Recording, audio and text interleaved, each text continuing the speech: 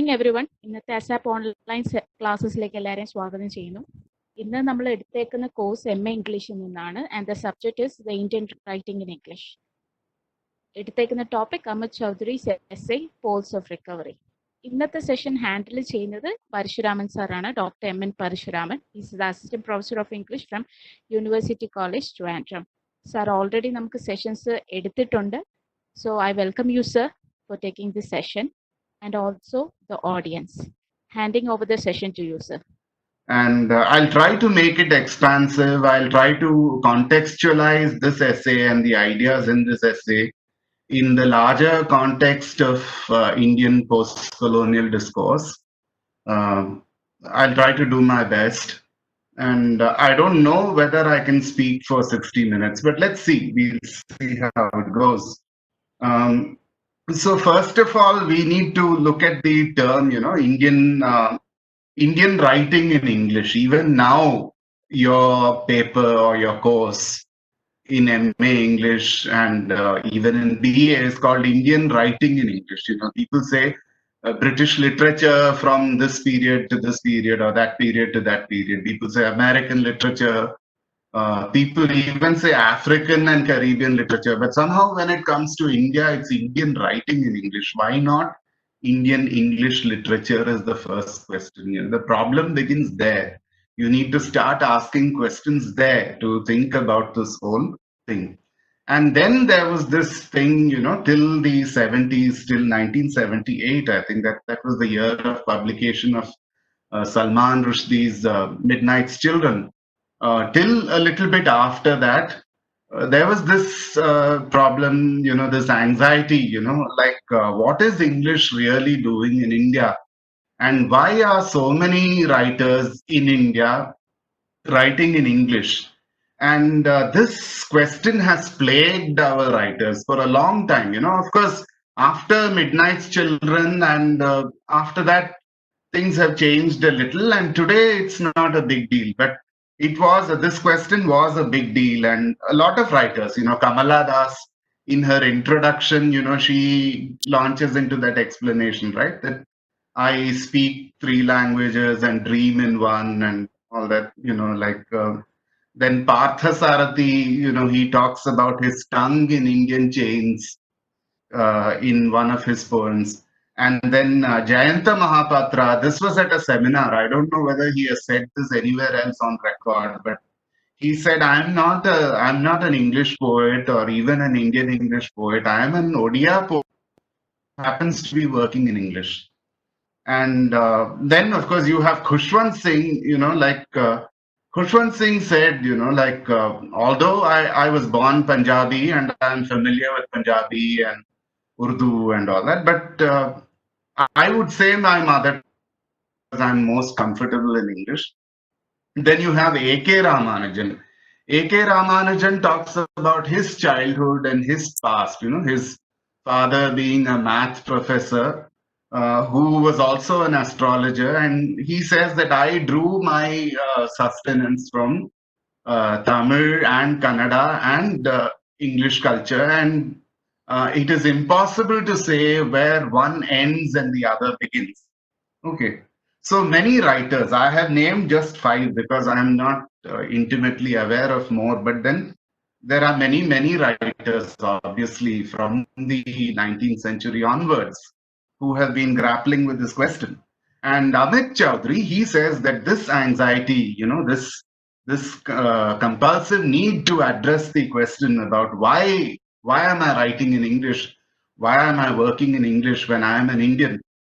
Amit Chaudhary, in this essay, he says that it started with the Bangla poet. I'm not using the word Bengali. Bengali is a very English term, actually. I mean, there's nothing wrong with it, but I prefer the word Bangla. The Bangla poet, Michael Madhusudan Dutt, was the one who was first afflicted with this anxiety and Michael Madhusudan Dutt is recognized as the greatest, or at least the greatest but one poet in Bengali. There are some people, of course, who say that Tagore was greater, but many Bengalis, people who are familiar and intimate with Bangla literature, they say that as a poet, taken strictly for poetry, Michael Madhusudan Dutt was probably greater. Okay, that is his that is his position in the Bangla literary canon. Please bear that in mind. So, Amit Chaudhary says that if you take all these people, starting with Michael Madhusudan Dutt, there is a very clear trajectory that you can trace in their intellectual development, in their literary development. He says that initially, they are Indians with Indian roots, surrounded by Indian ritual, Indian custom, and all those things. And but they received a Western education and they received exposure to Western influences.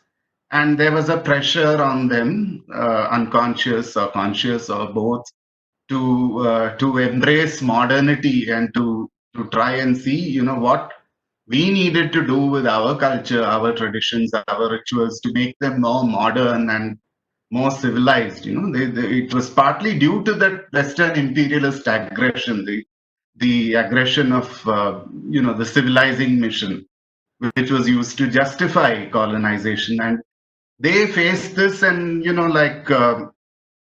were saying that we are not uncivilized. That is the point where their own revolt, their own inner revolt and their inner churning started. But then they would begin by disowning their Indianness, disowning Indian elements in their culture, and saying that, okay, maybe I'm Indian, maybe I'm born Indian, but I'm not like this. I'm not a practitioner of sati, or all those regressive, retrograde things in our culture. It would start with disowning, and then gradually it would move on to recovery. This is I'm making a guess on this. This is probably due to the fact that, when you are faced with Western culture, and when it's a dominant culture, when it's a culture which is tied to a lot of social and economic and public space intellectual power, you find that you are not born a part of it. There is somewhere that you want to belong, and in order to belong, there is a kind of disowning that happens. But then once you get to know that intimately, and then you rediscover certain things in your own culture, then you find that no, it's not as if the grass is all green on the other side and ours is all crap. I'm sorry for the language, but anyway, okay. It's not as if the grass is all green on the other side and our culture is useless, but then there's something to be recovered in our own tradition, our own culture. That's the trajectory, disowning to recovery. And again, this trajectory, if you take a writer like Ashish Nandi, this class is about Amit Chaudhary's essay, but I need to advert and talk about Ashish Nandi's landmark book. I have my disagreements with Nandi on many points, but this book is definitely a landmark in post-colonial thinking. Many of you must be familiar with it. It's called Intimate Enemy, the Psychology of Colonialism. Intimate Enemy, the Psychology of Colonialism. So in Intimate Enemy, Ashish Nandi says that this is a pressure that colonization and the aggression of the civilizing mission and the ideological baggage of the civilizing mission exerted on our reformers, our nationalist thinkers, and ideologues. And it created an anxiety in many people, and Nandi says, of course, Gandhi was a notable example, but otherwise it created a pressure in us to try and, to prove our Indianness by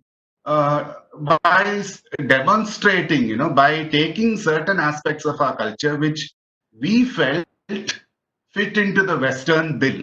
Okay. So we were playing against the Westerners. We were playing against the colonialists, but we were playing by the rules, the ground rules set by the colonialists in their civilizing mission discourse.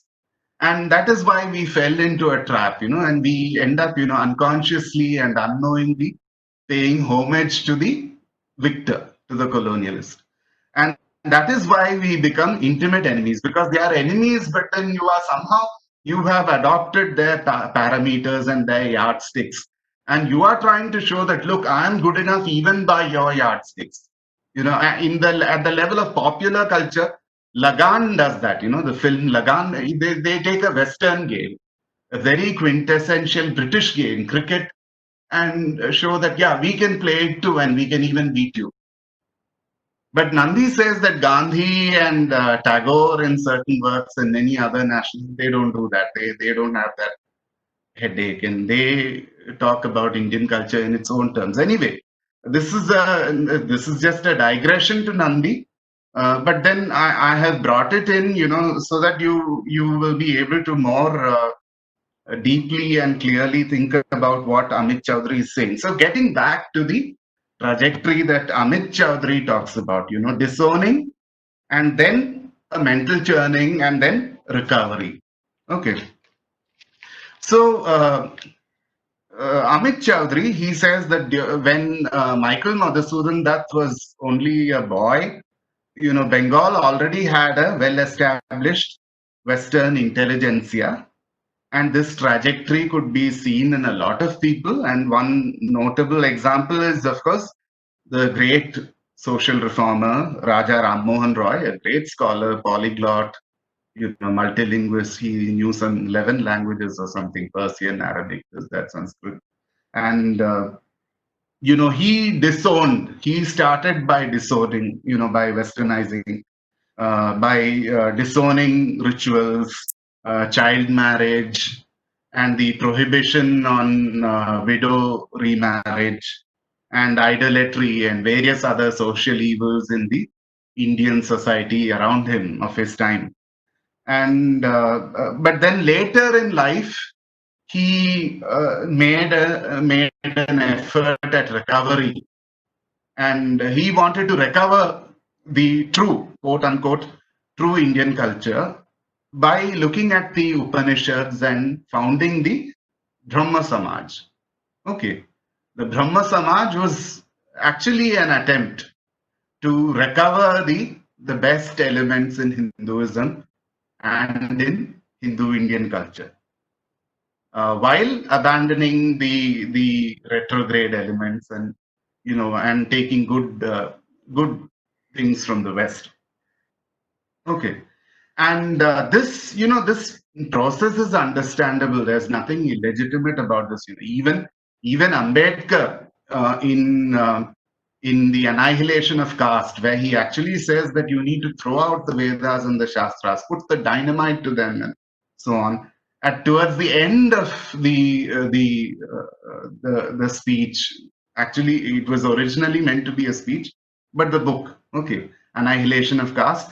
Ambedkar also says that maybe, people might turn to the Upanishads, but somewhere they have to reformulate the religion to bring it in conformity with the ideals of liberty, equality, and fraternity.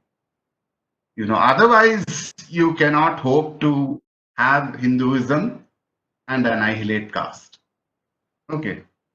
So this thinking is not, it's not Ram Mohan Roy or Michael Madhusudan Dutt alone, but even a more strident opponent of Hinduism like Ambedkar, grappled with this, and, talked about Upanishads. And after intense study.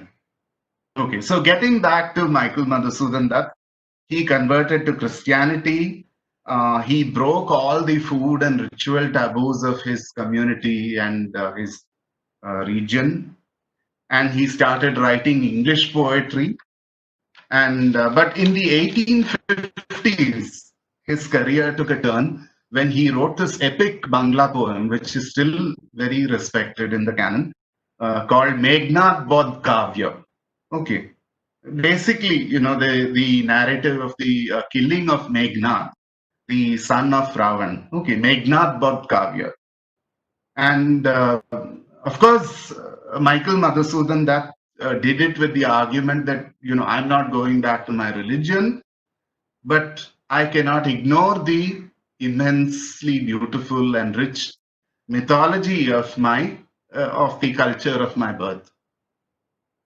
So he talks about mythology. He goes back to mythology, and of course, you must note that he doesn't go back literally to mythology at the dominant received valuation of it, which we have. Meghnad is a hero, although he's Ravana's son. He is a hero. He's not a villain. Okay. And this is there in Bangla tradition to some extent. In Bangla tradition, surprisingly, Vibhishan is a villain.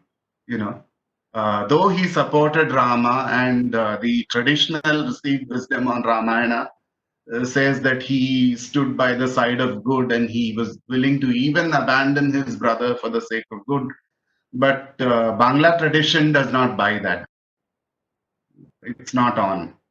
You don't betray your brother. And Meghnad is a hero. In that sense, Meghnad Bodh Kavya, it is a return to tradition and an attempt at recovery of tradition, but it has its own subversive element in it. But whatever it be, there is a return happening. Or even if you don't call it a return to Indian tradition, there is a serious revisiting, at least, happening here. Okay. And and of course, one innovation of Meghnad Bodh Kavya is that it's the first major poem to introduce the sonnet form into Bangla. The sonnet was called Chaturdash Pada. Okay. Chaturdash is 14. Chatur is 4 and Dash is 10 and Pada is lines. Okay. So Chaturdash Pada was another innovative element in Meghnad Bodh Kavya. Okay. So that is Amit Chaudhary's discussion of Michael Madhusudan Dutt. Then Amit Chaudhary, kind of fast forwards to a writer who is much more familiar to us and close and well known to us, much more to you than to me. I never grew up in Kerala. I taught myself Malayalam and very rudimentary Malayalam. You would be much better versed in this. But anyway, Amit Chaudhary mentions O.V. Vijayan and Kasakinde Itihasam. And in Kasakinde Itihasam, all of you must be familiar with this, Vijayan wanted to write a revolutionary novel. He wanted to write a narrative, and he wanted to go and enlighten villagers in this remote Palakkadan village called Tasarak. Okay. But he ended up undergoing a lot of changes himself. He was a card-holding member of the Communist Party, and like these young enthusiastic communists, he was like, I have the truth and I'm going to give it to the world. But then the life in the village in Tasarak, it changed him. And the novel, which was intended to be revolutionary and kind of what Mao Zedong once described as the poster and slogan style novel, it turned out to be a very nuanced, very polyphonic narrative. Okay. With a kind of respectful exploration of tradition rather than a call for throwing tradition out. I want to take an interesting diversion here. You should visit Tasarak. It's very beautiful. You should do it after the monsoon. In summer, it's all dry. You should go in the monsoon.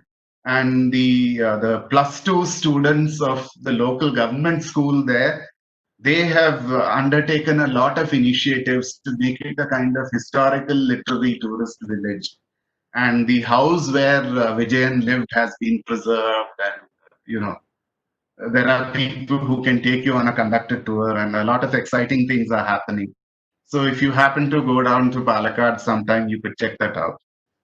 Anyway, so what set out to be a revolutionary novel turned out to be a polyphonic narrative with an exploration of tradition, not just in theme and sensibility, but even in language. That's why I haven't read the novel. I'm not familiar with it, but a lot of people have told me about this.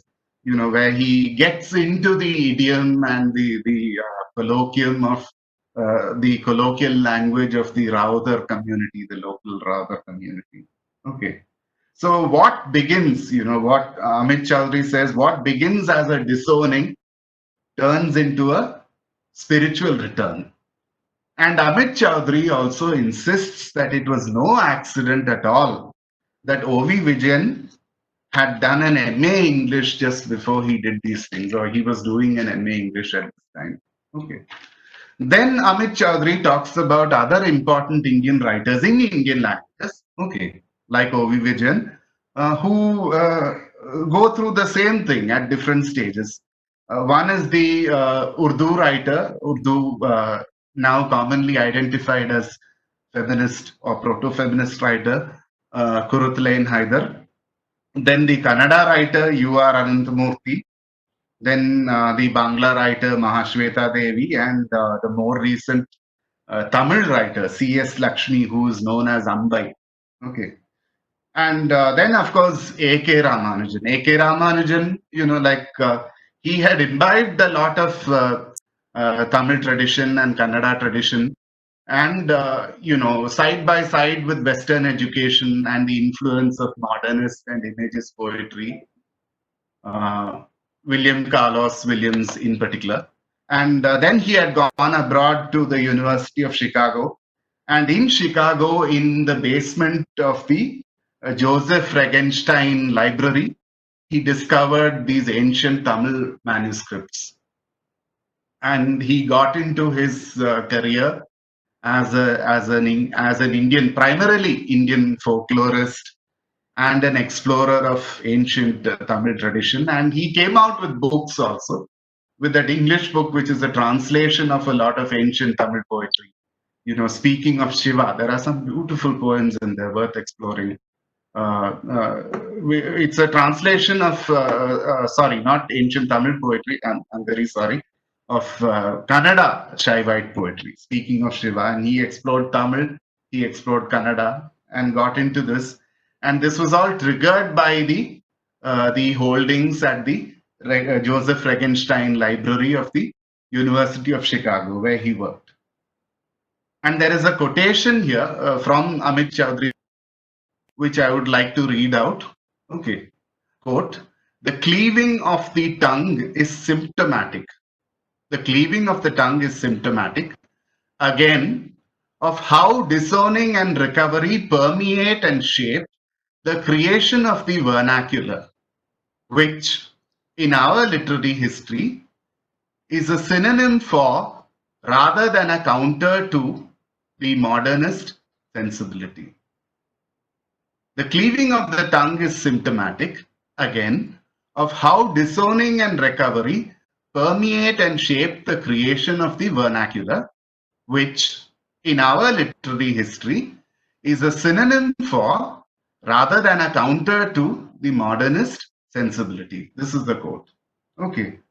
And then,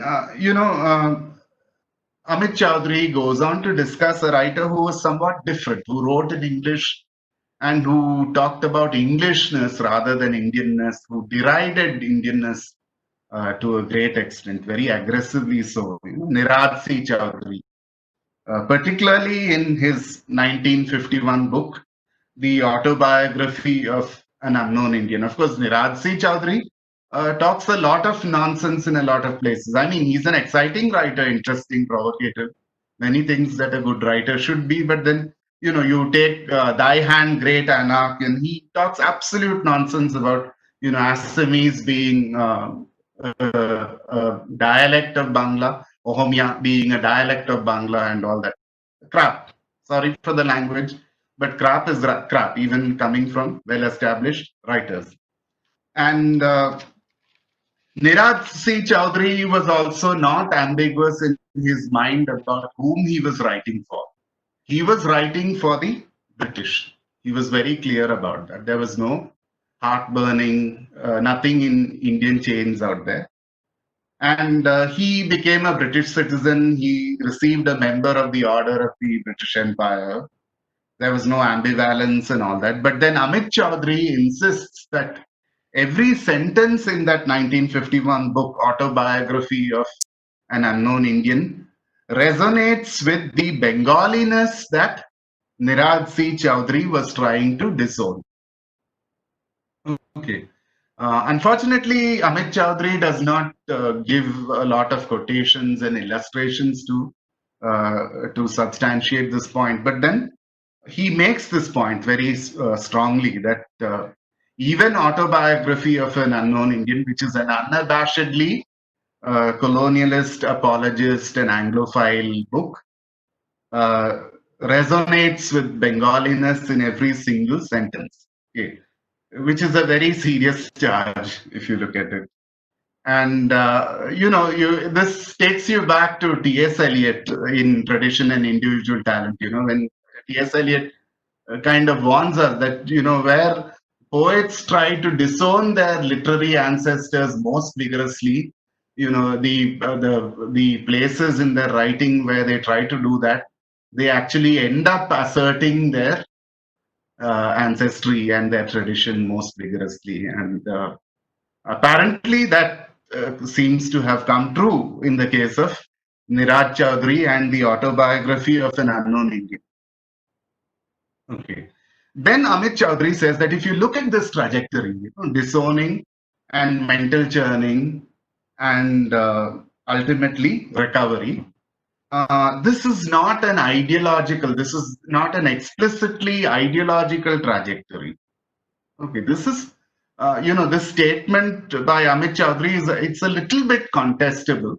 If you look at the literary canvas, you could say it was not explicitly ideological. But then if you look at movements like the Arya Samaj and the Brahma Samaj to a great extent, and even, the Aligarh Muslim University, there is a kind of ideology there, a more assimilative and an ideology of blending and hybridity, perhaps. But, that is also an ideology. Hybridity is definitely an ideology. There's nothing wrong with it, but it is also an ideology. There's no running away from that. But anyway, Amit Chaudhary says that if you look at these writers, at least it's not an ideological thing, but it's a product of random events and subconsciously formed associations. Again, I would like to make a point here. There is no ideology which is like pure and swayambhu kind of thing. All ideologies, somewhere, if you investigate their origins, they come from random events. They come from subconsciously formed associations. Okay, these are the phrases that, and he says that random events and subconsciously formed associations do not make an ideology. But there I would differ. I would say, that all ideologies, even the most aggressively pure, quote unquote, pure ideologies, even those which claim the status of science, like Marxism, they come from certain random events in certain people's lives. They come from subconsciously formed associations. And there is nothing to be ashamed of random events. There is nothing to be ashamed of subconsciously formed associations. I would say that also very emphatically. Okay. And then I come to another important quotation, another milestone, you could say, in Amit Chaudhary's essay, where he talks about this movement, this trajectory. And he says that because it is subconscious associations and random events, he says that it is different from the so-called mainstream narrative of post-coloniality. Okay. He says that this is different from the mainstream post-colonial discourse. And here I quote, please note, a quote, in the latter, a confrontation takes place between the empire and local culture, English and indigenous forms of knowledge, colonizer and colonized. But in the story I have told, the battle, the struggle, takes place within the self. There is an emphasis there, italics, not mine. Takes place within the self. and not just between the self and an enemy outside it. The story of modernity is as much a story of self-division as the post-colonial narrative is one of empire, domination, and resistance.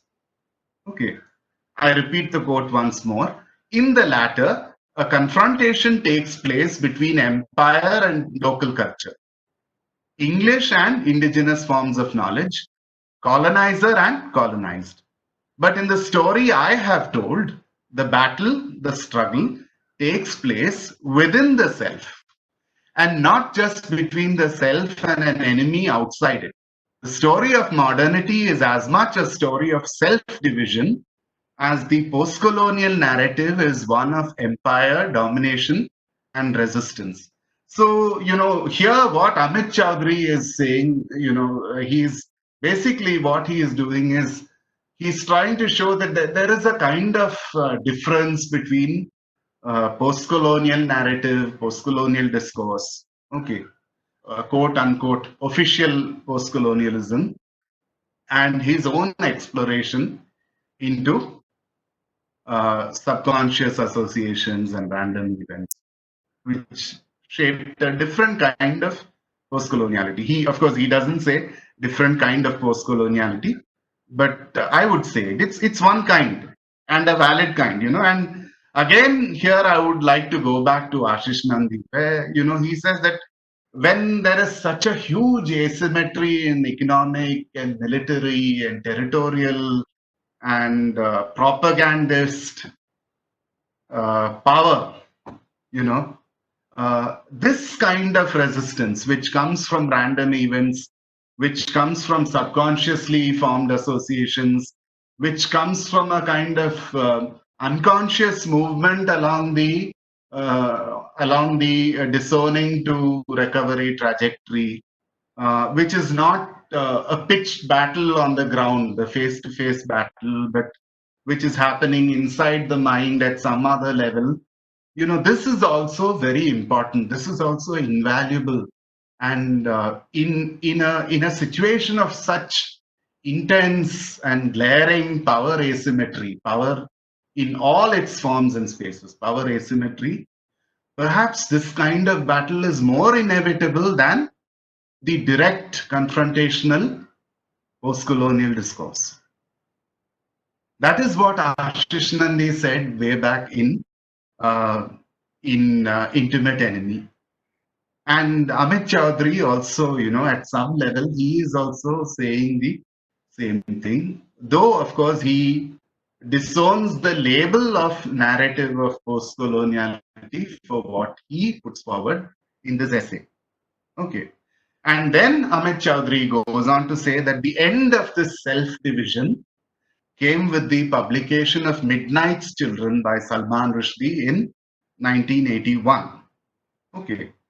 And in Midnight's Children, you did not have this entire complexity of disowning and then recovery and the self-division and the mental churning, but you had an embracing of everything, of variety, That is the argument that Amit Chaudhary puts forward. Okay. And finally, Amit Chaudhary ends on an autobiographical note. He says that I went through the same process, and he says, in my case, it's due to my sudden interest in Hindustani classical music, which set me on the path of recovery, the recovery of my native traditions. Okay. So this is basically the essay. There isn't very much more to it. I have tried my best. I have tried to bring, lights from writers, thinkers to the best of my ability and knowledge.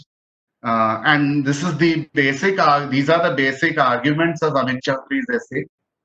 And I think I have listed the possible, the possible qualifications that one can make to Amit Chaudhary's arguments also. So now, maybe we could go on to questions and comments and discussion. Thank you. Sir, actually, we got only one question. A question is the pole symbolic? Any other connotation behind? Okay, that's a very good, very deep question. Actually, I'm taken aback by the question. It's a tough one. You know, I would answer it with a counter question. You know, where do we draw the line between the symbolic and the real, the so-called concrete?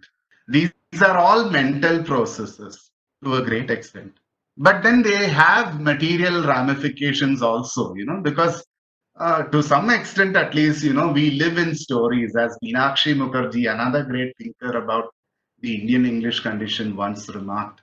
We live in stories, and narratives influence our lives, they influence our action. And we have seen that in Michael Madhusudan, that's case, he embraced a different religion, and he wrote poetry in a different language for a long time till the 1850s. And we have seen that in Raja Ram Mohan Roy's case, where, you know, it might have begun, you know, the battle, the pole might have begun, the sensing of the poles and the recovery might have begun at the level of symbol. But then it also went out into the open. Like you had Ram Mohan Roy supporting Sir William Bentinck and the initiative to abolish sati. Okay, but you have the same Ram Mohan Roy going to Upanishads and founding the Brahma Samaj.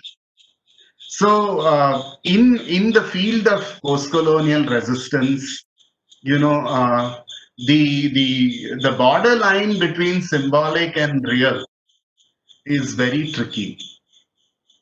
And I would say, even in the subconscious, incidental process of, disowning to recovery, there are dimensions of the symbolic, there are dimensions of the real. And to put it in A.K. Ramanujan's words, it's very difficult to say where one ends and the other begins. I think it's very intimately tied up. You know, our freedom movement, you know, Gandhi, who was one of the most practical of our nationalist leaders, uh, if you look at his freedom initiatives, to a great extent, he worked with symbols. In fact, nobody tapped into the power of symbols and symbolism as much as he did. I'm not a blind admirer of Gandhi. I'm a critic of Gandhi in many ways, but then this has to be admitted. He tapped into the power of symbols so deeply, but yet he had a lot of practical program on the ground. You know, you can debate on the merits and demerits of the program, but a lot of things worked. The civil disobedience worked quite a lot, if not entirely. The salt satyagraha worked. These things did work. So there is symbolic and there is concrete also, and that, I guess, that would go even for the poles of recovery. I hope that answers the question. Sir, if we can add what are the important topic or the sessions that need to be covered under this module, it would be helpful for the students. This is not one module. The module is huge. It can't be done in the course of one class, because it's the entire module of background, historical, socio-historical background of Indian English literature. But then again, generally, when talking about, from an exam hall point of view, when you get in and you deal with any question on any Indian English writer, particularly the writers up to the 80s, particularly the writers up to the mid 70s at least,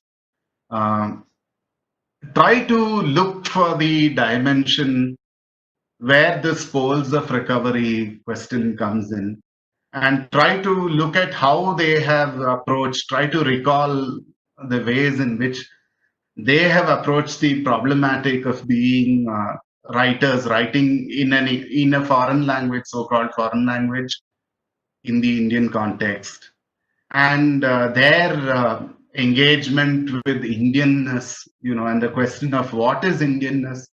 Is it a fixed quantity? Is it a fixed entity? Is it changing? I keep these questions in mind and, carry them with you. And even if you approach your exam paper and questions with these issues in mind, I think it might help a lot. It will give your answers a lot of width and depth. That is what I believe. So that is one practical tip that I would like to give you. Okay, sir. So one question is there. What is the relationship of bilingualism and mother tongue in the essay?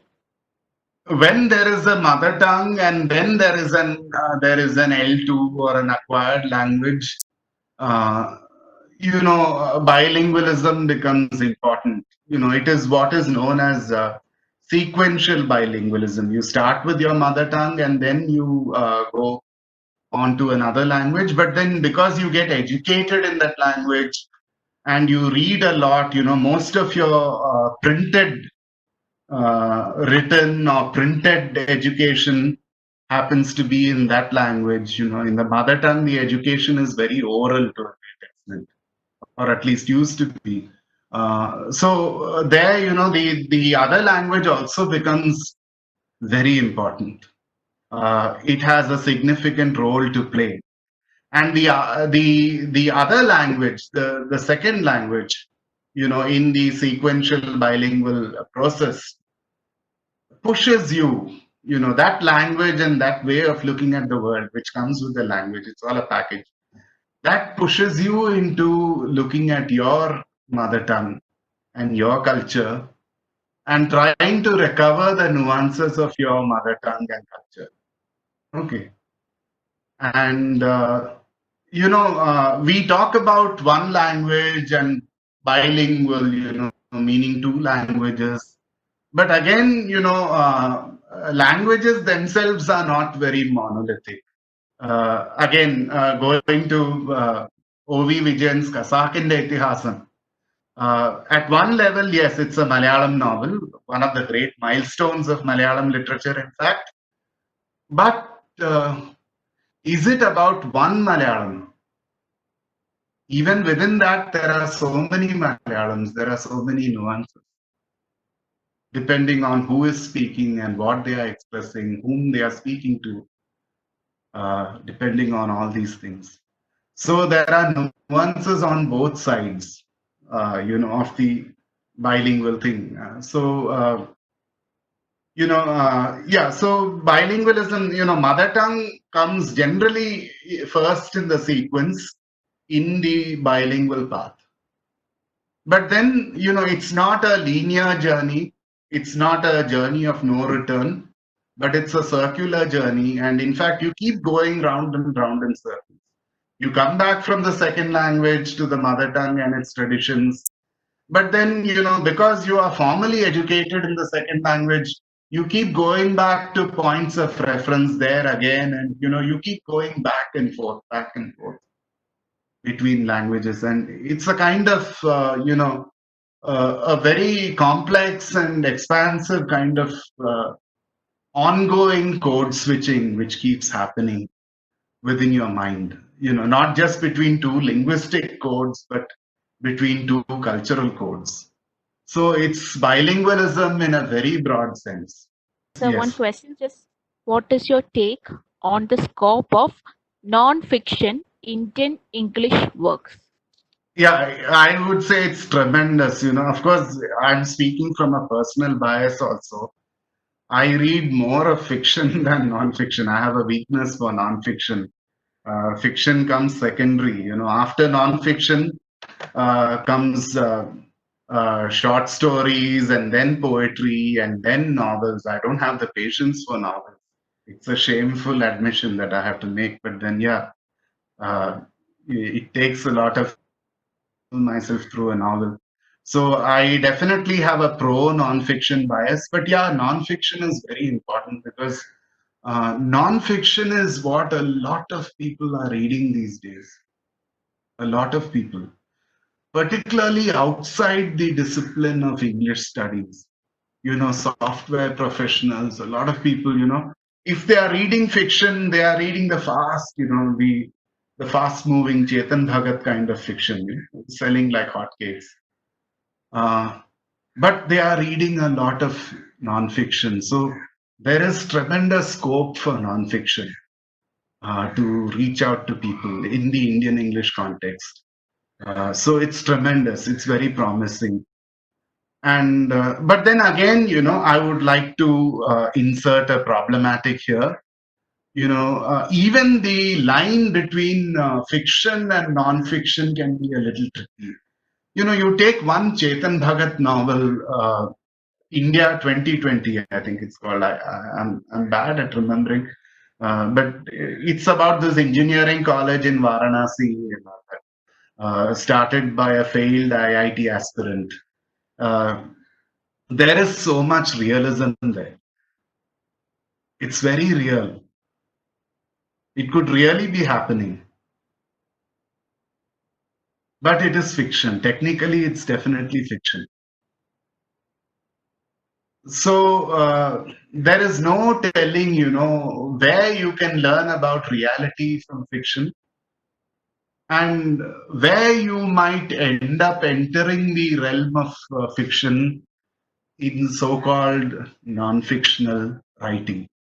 Because a lot of non-fictional writing, particularly of the propagandist kind, and a lot of history, unfortunately, historiography these days, it's tremendously inflicted by fictions. Certain fictions that we want to believe about our past. So there is a trickiness there. But yeah, there's tremendous scope for non-fiction. No doubt about that. Yeah. Okay, sir. Two more questions are there. Do Yeah. you see a stagnation in the quality of Indian literature? Do you see No, not at all. stagnation? Not at all. Okay. There's plenty of it. You'll have to skim through a lot of it, but there is a lot of good stuff happening. There are lots of exciting things happening. No stagnation at all. No stagnation at all, I would say. So one last question. Did the essay portray the trajectory of Indian English writing? Yes, to some extent, again, everything in the world seems to be in the plural. We talk about a trajectory of Indian English writing, but actually it's not one trajectories. There are several trajectories that we should be looking at. The essay takes up one particular trajectory, that is the anxiety that comes with using English rather than one of the Indian mother tongues. And the gradual overcoming of that anxiety and dealing with the anxiety in various ways through the history of Indian English writing from Michael Madhusudan Dutt down to Salman Rushdie. And as far as I remember, Amit Chaudhary doesn't come into the very recent past, but yeah, this is an important trajectory. And now the anxiety part of it may be gone, and to some extent, this particular trajectory might have ended. But then, even to understand our history and the way we have been defining ourselves vis-a-vis colonial power, vis-a-vis Western influences, we need to look at this trajectory. Though it may not be so alive as earlier, because the anxiety of Western influence and Westernization is not dead by any means, because globalization has brought a lot of elements of Western culture into our lives. There is no escape from that. And we need to deal with it. And it might definitely help to look at the experiences of various writers and thinkers and others who have dealt with it when we formulate our own way of dealing with it, our own way of dealing with the West and of facing the decision, the choice making moment of, what am I going to take from the West And what am I going to take through a process of recovery of my own culture? What is Western culture? What is my culture? And, is this all really static? Are they two opposing monoliths? Or do I want to look at things in a more fluid manner, two waters flowing into each other? There is a beautiful image in another of Salman Rushdie's books. It's a collection of children's short stories, actually. Harun and the Sea of Stories. Harun and the Sea of Stories. There he gives a description which echoes the Katha Sarita Sagar, of I forget the writer, Somadeva. I'm not sure. And he describes an ocean with multicolored waters. And the waters are mingling, but none of the colors is losing its individuality.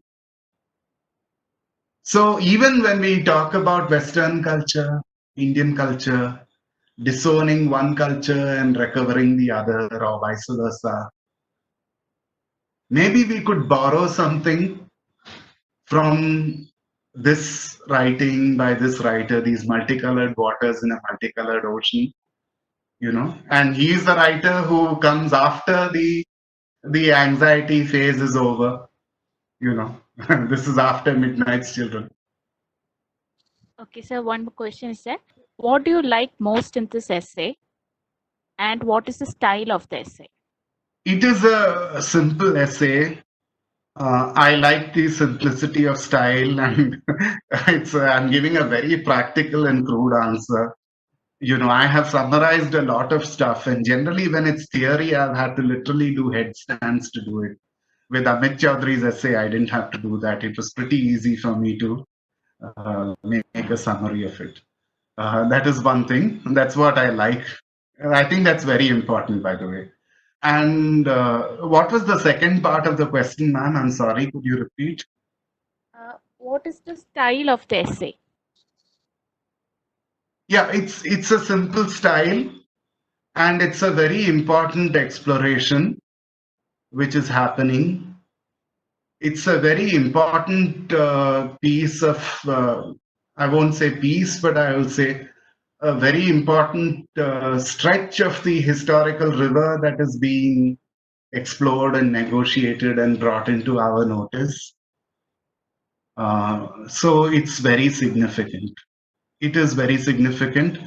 And in the light of what I said about, influences from the so-called outside world coming into our lives even today, and the scope for anxieties which might arise in that context, I think the essay is very significant even today. And the fact that Amit Chaudhary has been able to bring these things to our light, and in fairly straightforward, fairly simple and elegant language, that speaks a lot for the style.